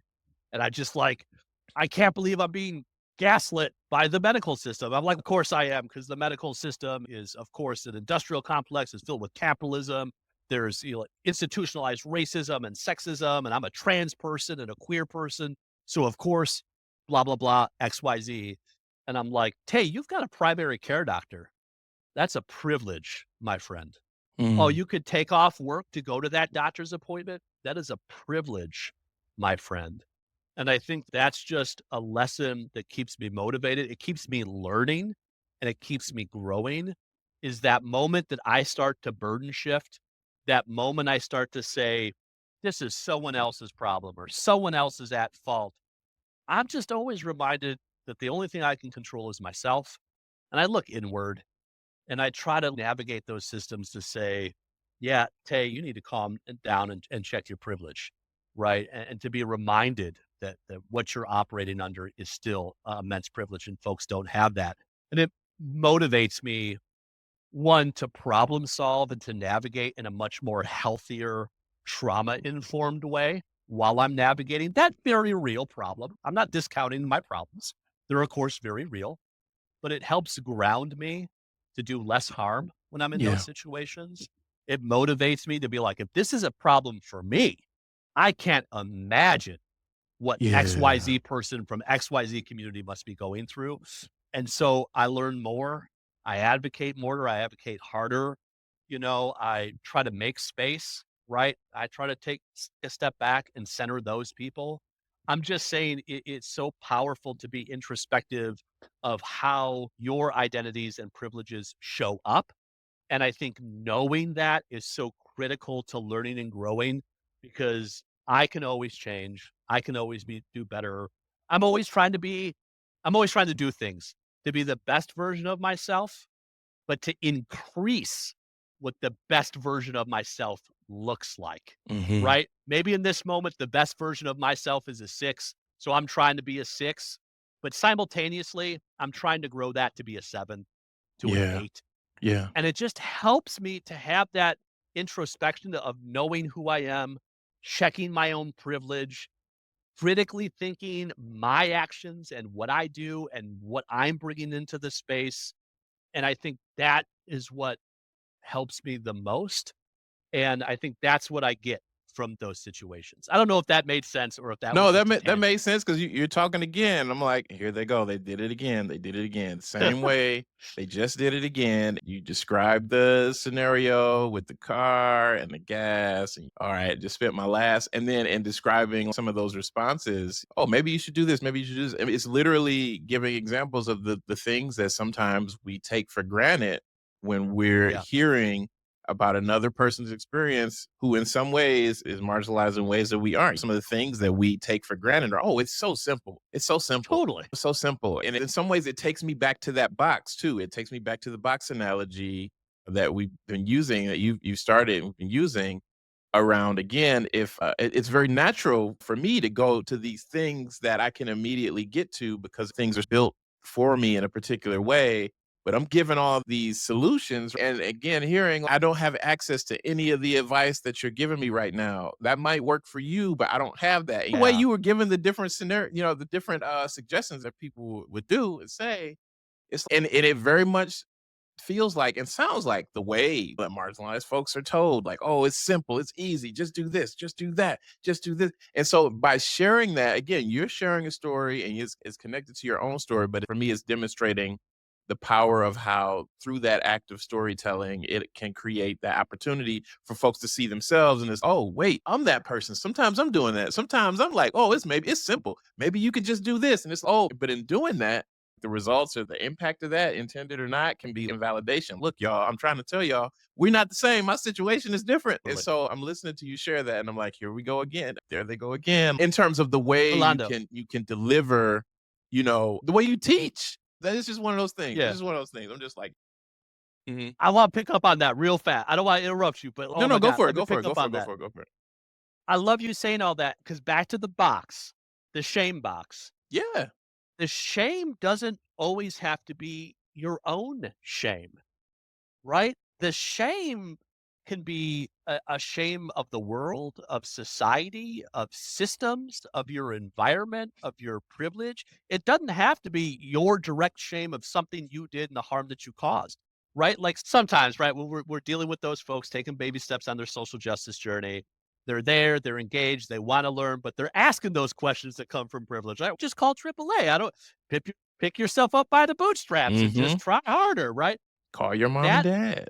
Yeah. yeah, that box may be if I admit that people like you in your situations exist, I Yes. have to question the systems that give me privilege, the Mm-hmm. systems in which I navigate my own world. If I open that box, I have to question while I'm just sitting at home watching. Okay, one more story.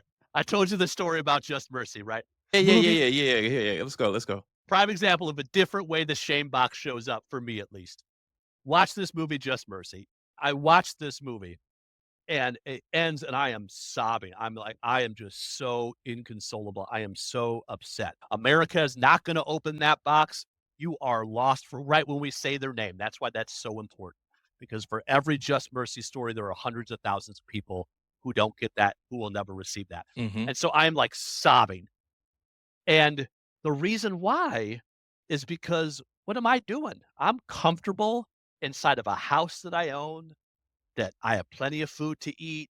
I just watched a Hollywood blockbuster that I paid for and I streamed at home. And while I am sitting in my immense privilege, feeling sorry for other people, those other people in community are out there in active harm. And so I think that is sometimes the shame box as well. Is the shame box isn't Mhm. only the harm that we caused, but it's the Mhm. harm society, others, institutions cause. And if we open that box and look at it, we have to question what we're doing on the couch, what we're doing watching them. And I'm not taking away from that. All of us deserve to thrive. All of us deserve comfort. In late stage capitalism, all of us have to make unethical, like, I'm recording this on a computer that was made by child slave labor. I know that. We all have to make sacrifices to self-care to be able to thrive and find our own joy and happiness. But I think sometimes it's this fear of if I open that shame box, the comfort that I have will come into question. So it's not even Mhm. about the own harm I caused. It's just about the privilege and comfort that I hold. And Yeah. if I open that box, I have to question all of these things that I've benefited from. Mhm. And that can be almost just as bad as a box that is filled with your own personal shame and harm, That's right? right. Because you've benefited from these systems as well. So That's sorry, I right. didn't mean to interrupt you, but it just got me No. thinking about that box. No, And I've it's been thinking more about. shame. Yeah, I've been thinking about it, and I think it's a conversation that we need to continue to tap into because that shame, to the degree that it keeps folks on the sidelines, it perpetuates a lot of harm too. Sometimes for the storyteller, it can be really tough, really hard to share that story. It can be this frustration of like, why should this be the thing that creates the change? To the degree that it feels like it's on the back of the storyteller to do that, and so Yeah, it's absolutely. I think take without acknowledging, wait, we're human beings behind this. We're also having our own experiences while y'all are wanting answers from us and that sort of a thing. And so those are things that I keep in my mind constantly. And so that's another reason why I'm like, hey, it's okay if you're not, and for folks who are listening too, it's okay if you're not engaging with the people at the one-on-one standpoint. There are some folks, there are certain like there are companies, there are consulting firms, there are educators out there who that is their primary focus 101. It's a very understandable feeling. I don't want to be at a place where where I feel like I'm having to describe or to advocate for my humanity to folks at that Yeah. stage because it has that feeling sometimes. And that's all right. Like I don't want people to feel like you actually necessarily have to do that. But recognize that there are also other ways you can contribute as well if you'd rather enter in at another place. So I think a part of this is too is just having the variety and having folks share. Hopefully, also letting folks know there's a variety of different ways to do this.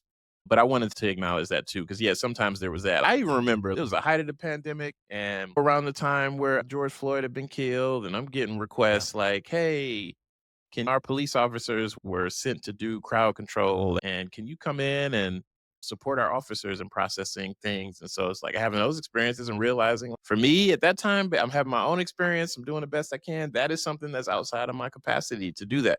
I can talk to you all Yeah. about why if you want to understand the history and things that led us to this, but that particular type of support, there are other colleagues who do what you're actually looking for. My role is a little bit different. It's just knowing myself. And so it's a lesson about knowing ourselves in our own capacity. And then to the degree that we have a trust and relationship with ourselves to be able to exercise the agency to say no if we feel like something isn't right is important. And so I was going to ask you a couple of questions. So, one, what's your relationship with trust and exercising your own agency these days, given your experience? What's that? And then also, like, how does rest factor in that for you too? What's the role that rest plays? Yeah. And some folks might say it's a cliche, like you can't pour from an empty cup. And for some folks, that might be a like lived reality and understand. Yeah, I know I can't do that. And going back to your example about the car, sometimes folks is different advice for rest and do Yep. the thing. Because I also heard you say earlier, like I've done the therapy, I've done all the things, y'all. That what I got from that sometimes y'all might try to suggest that I do. Like I've done it. I know who I am, and I know that advice isn't because I've tried what you're about to tell me. So it's a complicated relationship with rest and that. So I'm just kind of asking you, like, one, like, what's your relationship to rest, and how's that going for you in your work? And then, um, the other part of it was your relationship with, trust and exercising your own agency these days, given your experience. What's that? And then also, like, how does rest factor in that for you too? What's the role that rest plays? And how does that relationship with trusting yourself. One of the reasons why, and I'm going on, I'm sorry, but I'm trying to give some context here. I know you get what I'm saying, but I'm just trying to fill it out a little bit more. I was talking to another guest. She studies the relationship of power, privilege, and oppression to trust. And Mm, her grounding around that is we have all these experiences as marginalized people.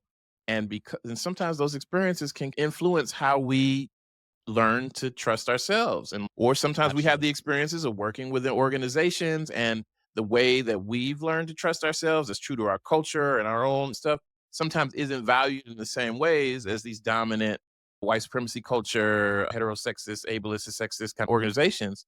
She studies like the relationships between power, privilege, oppression, and how that influences people's ability to trust themselves, and then also how that trust shows up in organizations. And one of the things that she talks about is we don't often have those conversations about even what that means. Like people can have different held beliefs and things that are even trust languages that are unique to them or special to them, but often we just enter into these environments and it's like, all right, let's just start working. And the way we might evaluate ourselves or trust ourselves isn't necessarily the same way that the organizations do, and the impact of oppression on all that. Yeah. Whew, great questions. Actually, one of my favorite things to talk about. So, self-care and resiliency. I think those are, in my field at least, two of the biggest buzzwords that I hear constantly.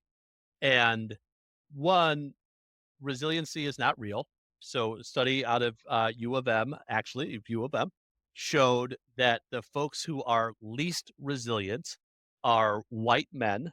So, even if a small, what others would consider to be a small, minor thing happens to them, it can have huge impacts that can really prevent them from thriving for fortunately longer portions of time more than any other demographic.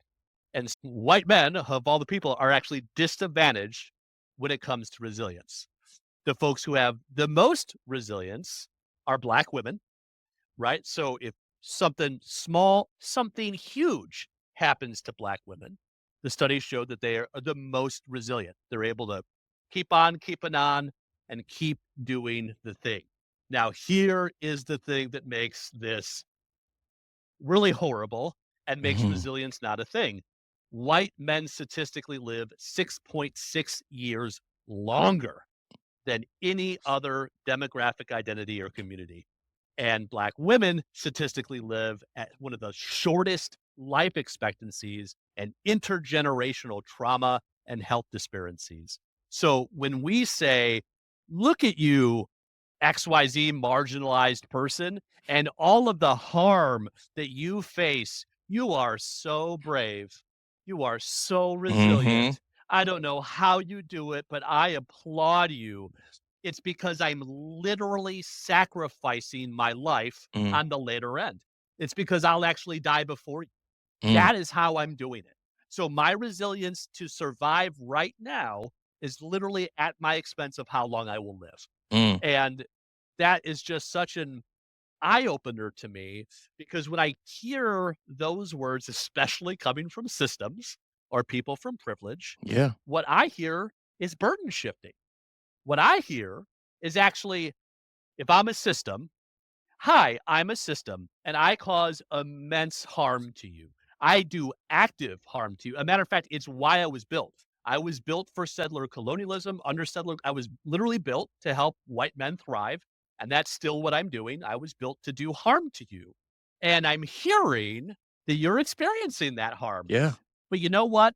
Instead of me changing, instead of me stopping to do that harm or me having to evaluate why I do that harm, where that harm comes from, ways in which we can come together and reform that harm or abolish that harm or move on to something better. What I'd instead like to say is, have you tried taking a bubble bath? Tried Yeah. exercise? Have you tried doing some online shopping? Because treat yourself. It is a burden shift. It is, this is not on me. I don't need to change. I get to keep doing harm. But what you need to do, and I love this, is clock out take a bubble bath on your own time to Mhm. self-care so that you're able to clock right back in at 9 a.m. tomorrow and go right back to doing the work that we expect you to do under capitalism. Self care and resiliency is far more about ensuring capitalistic labor output than it is actually taking care of people. It is a burden shifting to ensure we don't have to pay you to self care, Mm, but you're good enough to go when you clock in the morning. It mm. is a burden shifting perspective because those things are immense privileges, right?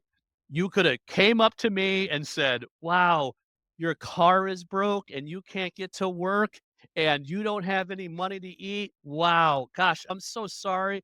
You're so resilient. I'll tell you what, Tay, have you thought about this? How you Oof. going to self-care tonight? How you going to Ooh. treat yourself tonight? I literally cannot. Mhm. I am going to find a way to get to work at my own expense. Self care is a luxury.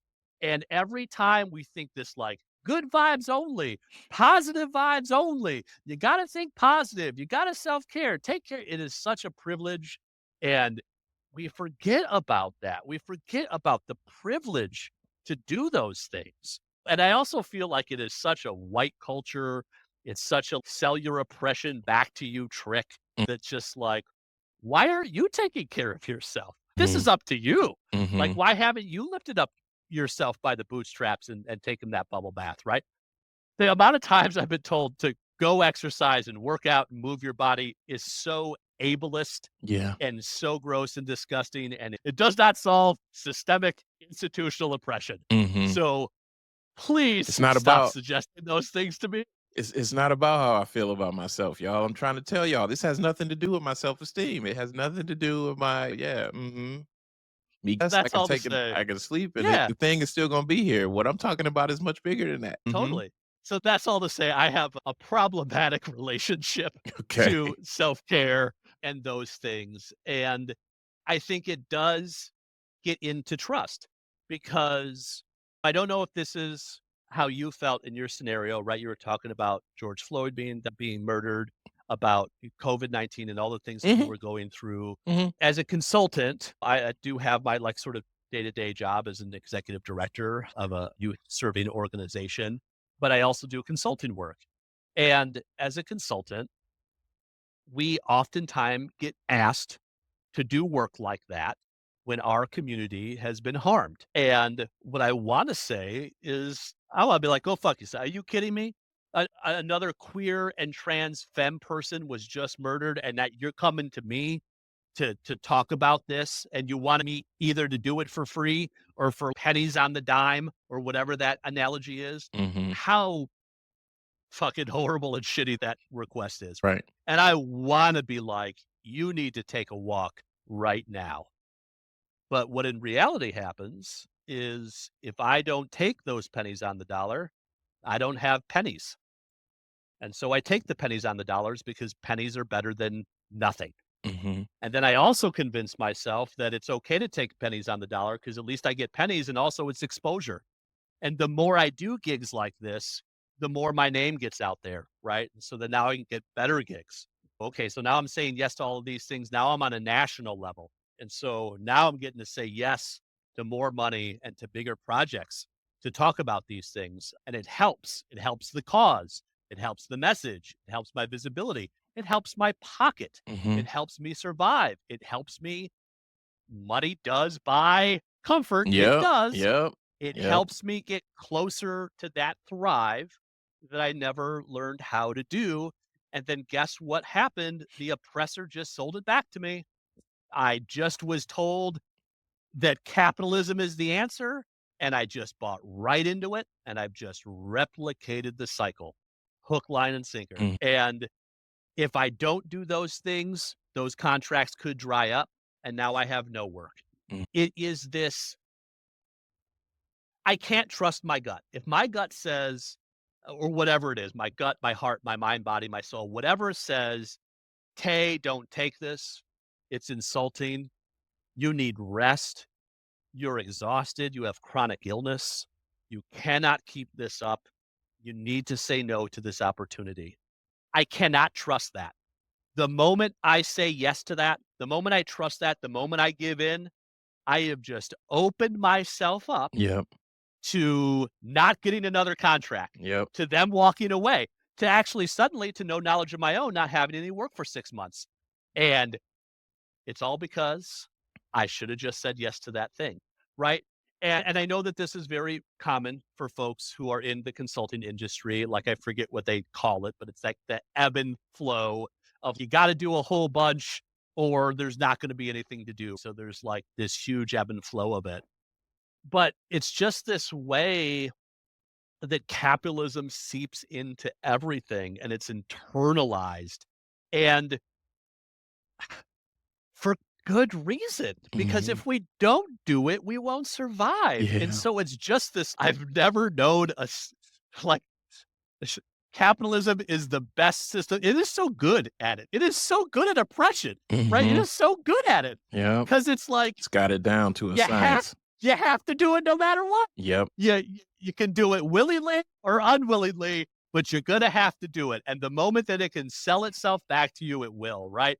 The moment it can say, "Actually, systemic oppression is real, and so we're gonna actually sell DEI packages," right? And Mhm. so now we're gonna have these giant white-led organizations do diversity and equity training Yep. because it's palatable from people like that. It's still oppression. That money is still going to white men who are Mm. upholding those systems. Capitalism is selling it. Oh, we're oppressing you? Great. I can sell that. Mhm. I will even sell my own oppression that I Yeah. do. I will sell that back to you. And you got to keep doing it or there will be nothing. Or Mhm. you got to keep eating it or there'll be nothing to eat. Yeah. And it's just Quite this horrible cycle, and I don't know how to break it. I wish I had a better, more hopeful answer. I wish I could say, "Rolando, I got a great answer for you. mm. I got a simple three-step solution No? that is going to say, this is how you trust yourself and this is how you self-care." I have got the answer, my friend. Nah, I you're in. don't. I have the exact opposite. I do not Mhm. trust myself, and I Mhm. feel like I can't trust myself. I do not self-care. I am obsessed with work. I work constantly in the mornings, nights, afternoons, and it's at the expense of the people who love me. And I Mhm. don't shy away from that. It costs something for sure. Mhm. For every dollar in my pocket, it is an opportunity cost of costing something else. And most of it is right back to causing harm to others, in Mhm. particular, the people who love me and take care of me and support me. And that is horrible, and I've yet to learn how to break that cycle, Mhm. and which is one of the reasons why I'm excited to listen to your podcast. I Yeah. wanna hear how other folks answer that Yeah. 'cause hey, I need it. I need those And tips and tricks. I and need those advice, that solution. and there is no other right answer other than the one that you have too. That's important to acknowledge too. It's about you and sharing your frame. And I was over here laughing at certain parts of it, particularly about the mostly white led consulting firms cashing in on oppression because it's just so real and it happens. I wanted to ask that too because similarly to everything else you've shared here today, there are some people out there who are listening and they too will be in that space. And it doesn't have to be a perfect answer. It's just got to be your answer. And I am sure 100% that in your answer that you just gave is going to help somebody else feel less alone. Totally. It might not necessarily change the struggle. It might not necessarily, but those pockets, those moments of being seen and being affirmed. And not only do I not have the right answers, do I not have a neat uncomplicated, uncontext-lated answer. But also, here's why I think the way we talk about that is totally messed up, and it actually causes a lot of people to feel. And I feel like also the industry around that can cause a lot of people to feel shame. So I like how you said, like, Yes. what did you say? Was it blame shifting or Burden shifting. Yeah. burden shifting? Very true, because it can also, again, it puts it back on the people. And then if I'm not doing it in the way that somebody else is, it's like, what's wrong with me? And so to the Yeah. yeah, so no, there's no Why answer didn't you work out required more, before that. Rolando? You That's said all you had to do. yeah, yeah, that's Why all. didn't you work out Yeah, why more? don't you work out more? That's it, that's it, that's all you gotta do. Yeah, yeah, yeah, yeah, so, no, that supported folks, I'm sure, in being seen more. So And I think that time too that you uplifted 2020, 2019, that time 19, when yeah. I guess people started to care again about the murder of black lives, which is still happening today. I guess we just don't care any longer. That's what was different about corporate Black Lives Matter was that it became profitable. That's the Mhm. only thing that changed or shifted.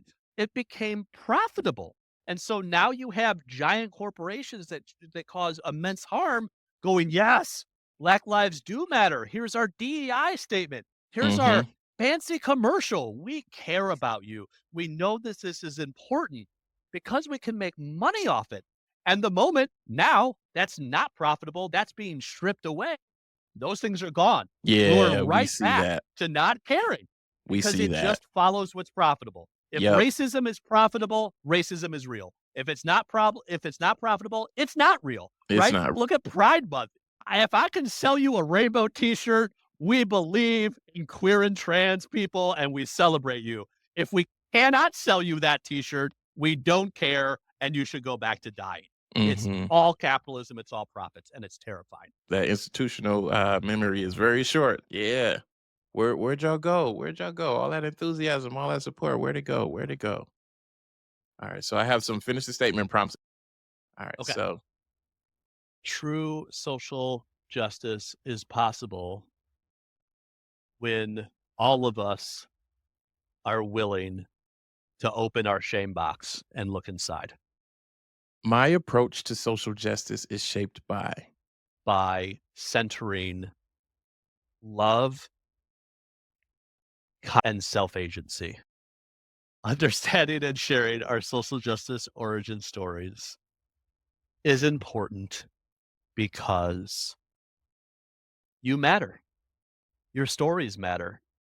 You are of value no matter who tells you you're not. Your stories are powerful. Your stories make you who you are, and your stories can make change. I feel so often I do it myself. Oh my gosh, I burden shift. I burden shift onto systems. Systems are the problem. Systems are the ultimate evil. I burden shift onto systems. All systems are a conglomerate of people. It's obviously methodology and pedagogy and theory and all of these zeitgeist, horrible culture and climate things that exist beyond humanity. mhm. But systems are just people. They're made up of people. And I think the more that we can talk about our stories and share our stories and recognize the value that we all have inherently in who we are and treat diversity, equity, inclusion, justice, belonging, all of these billion words, whatever you want to call it, to treat that as a gift and not an insult, to be called in when you are doing harm, to treat that as a gift and not an insult. I think the moment that we can do that and make that become part of our stories, I think we truly can change the world. And I think we truly can start to shift. And that's all storytelling.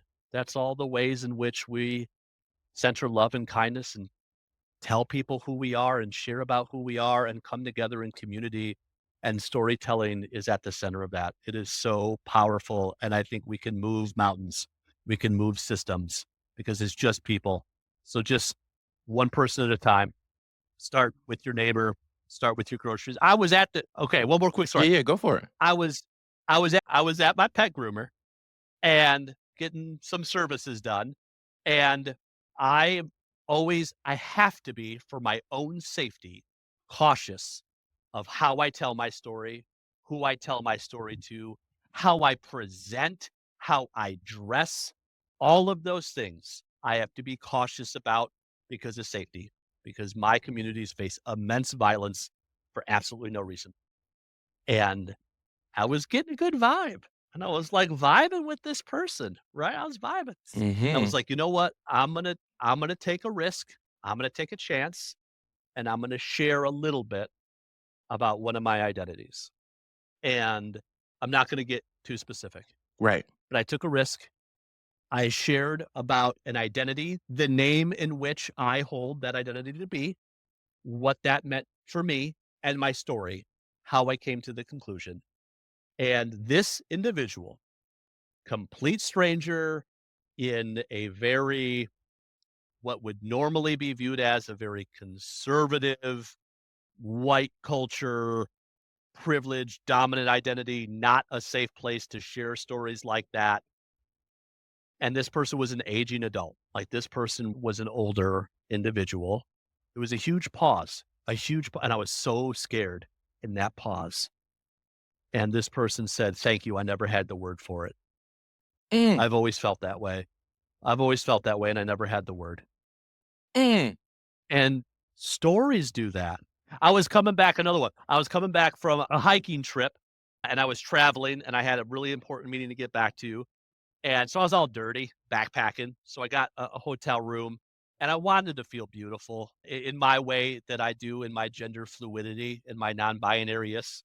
And I felt like I'm dirty and I did all this physical stuff. So I'm gonna I am gonna take that bubble bath, and I'm gonna put my makeup on, and I'm gonna put all my femme clothes on, and I'm gonna feel me right now and feel very effeminate. And I missed my alarm, and I woke up in a panic and had to get up and out the door.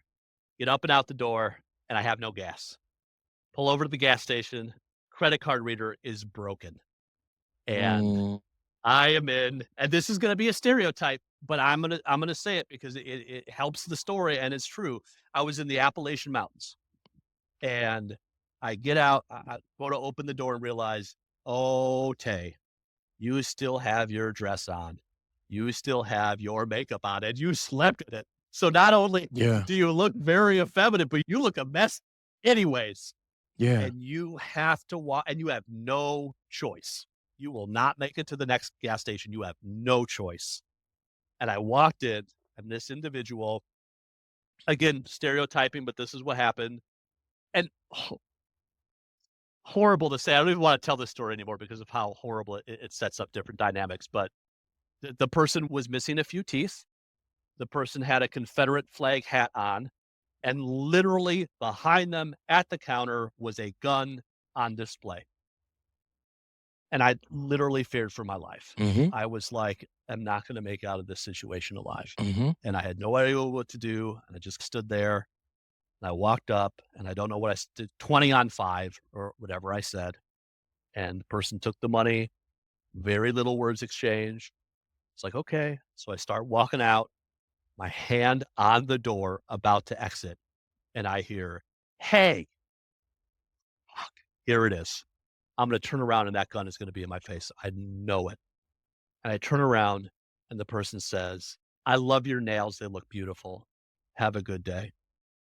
I also could have been murdered. Yeah, So it's hard to tell people legit. to be brave. It's hard to tell people to always show up as your full, holistic, and authentic self because the good people will see you. So will the bad people. Mm, This is not a message to always be brave and to always choose your full authentic self and to take chances, because that's also a privilege to think that. White people can say that because they have a privilege to say, "I'm just going to be my full self, like whatever." Yeah, you have so much privilege to be able to say that. For folks who are marginalized, especially folks visually marginalized, mhm, do not tell people that representation matters. We already know that. You're just going to make us feel more shameful for those times in which we choose safety because we just need to get gas. Don't tell me to always be brave because that could equal my literal death. mhm. But in those instances, a risk was taken and it was met by so much beauty, by so much love. And people tell me all the time, "How can you affirm trans people? You don't gotta be weird or gross or be over dramatic or do and jump." I've got a niece who's trans, and I love her so much, and I just support everything you do, and you are oh, You ain't gotta do all that. calm down. Just tell me my nails look good and to have a good day. In that moment, yeah, you're all good. Your nails look good. Have a great day. It was one of the most beautiful things that ever happened to me. And those stories, Yeah, those matter. yeah. Okay, I'm done. Sorry, that was another little tangent. Yeah, I was also reminded of I remember thinking, "Oh, yeah, Tate was and is always great at displaying or highlighting the importance of complicating conversations in ways that, like, no, I'm not talking about complicated that make it difficult to understand. I'm talking about being able to complicate a conversation and acknowledging that multiple lived experiences and realities exist in this scenario. That's another important, necessary, needed way to complicate the conversation. Again, it's no, I'm not that this is hard to understand, but actually you understand a little bit better than we commonly understand. And you may increase your ability to be more empathetic, more understanding by recognizing some of the stuff we take for granted. And I just think that, again, it's important no matter where you're at. So I'm not trying to say people with privileged identities are like awful people. Like, you're great. And you're so socialized Mhm. too, right? Like, you're also that fish in water. Yeah. Like, well, you don't know what you don't know, and that's what you've been taught and told and shown, and it's hard to break out of that. It's hard to see water when you're a fish. I get all of those things, and I just think the folks who start to try, keep trying, and even if you get it wrong, just keep trying, learn how to do a good apology, but just recognize that there'll always be a difference Yeah. between the way in which you hold your privilege, your bias, your stereotypes, your knowledge of this work, and the ways that marginalized folks have to carry that, because we don't get to set it down. Mhm. We don't get to do the bubble bath after work. Okay, sorry, I just thought of that, and I No, thought that was no, a good analogy about carrying it. I'm just saying, I'm just reminded of all the great things. Yeah, you say we all have bias, but it don't feel the same. And like you say, yeah, yeah, we can't put it down. So just wanted to name my and highlight that because, like I said, yet again, it's another example, and it's something that people need to hear. Also, to take some weight off too, because sometimes I feel like that Yeah, we all have bias thing can be used as a way to, and there's some usefulness around that. And so, like, yes, we all do, and to see ourselves as oppressor. And so there's that. But I'm really talking about something just a little. It's a little bit specific and a little bit complicated within that conversation too. So, and I appreciate you for naming that because sometimes I feel like it just, again, like if we just sometimes I feel like we can just talk about stuff as if it's this standard thing that everybody is experiencing in the same way, and it's important for a lot of people for them to be seen by the acknowledgement that, like, no, we don't all experience this thing in the same way, and totally. so And you gotta stop responding to me because now I I'll know, respond to but you, I'm and you're just doing so good. yeah, Listen to this. So, to that point as well, when we talk about things like everyone holds bias, or even when we're talking about inclusion, belonging, and welcoming, everyone deserves to be safe and included and welcoming. The more we play that out in reality, in like day-to-day lived experience, it can tend to do a full circle back to all lives matter, where once again, yeah, now we're enraced, got to be because careful. that's not what it's about. Inclusion is meant for those who have been excluded. Mm, Is meant for those who don't have safety, mhm, right? Like, it can be used as another tool of oppression, right? mhm, It can be like, okay, this is a safe space for everybody. We want everyone to be comfortable. Great. Then I'm going to show up as my full self. And even though I have facial hair, I have a deeper voice, I have masculine features, I'm going to wear my dress and my makeup. Yeah, but everyone deserves to feel comfortable, and that's making XYZ person feel uncomfortable.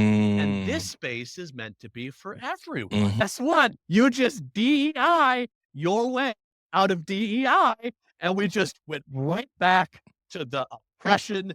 And the same thing, we all have biases, so I can keep doing harm. It's like right, another burden shift, right? We right, all make mistakes. So when I right, intentionally or unintentionally hurt you, I don't have to unpack it or worry about it mhm, because we all do it, you know? mhm, So it's just like another full circle moment of this, like, even in social justice, we have to be careful of how we talk about it and how it's co-opted, yeah, how it's stolen and co-opted and molded into something that it was never meant to be and sold back to you. And now suddenly it's just DEI becomes all lives matter again. mhm, Just there's a way in which it's so insidious. It just creeps into everything, even the thing that it's not supposed to creep in because yeah, we're recognizing it. So yeah. you can't creep into this because that's the thing we're trying to solve.